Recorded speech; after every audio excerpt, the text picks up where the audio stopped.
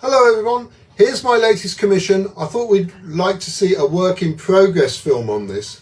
It's very unusual because my client is blind. He's bought for me before, always reds and oranges, which made me think he was partially sighted because red and orange have got the longest wavelength of all the colours. But no, he's totally blind. And he's a lovely man. He's going to show his friends and they're going to enjoy it, and he's going to enjoy it through them, as it were. Of course, he'll be able to feel it.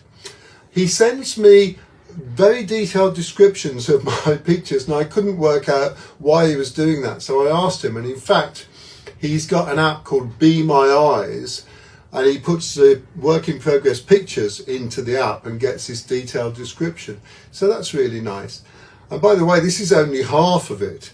I love repetition and pattern in my work, and we haven't seen this amount of pattern and repetition since the Flying Bird series, but this is only half of it.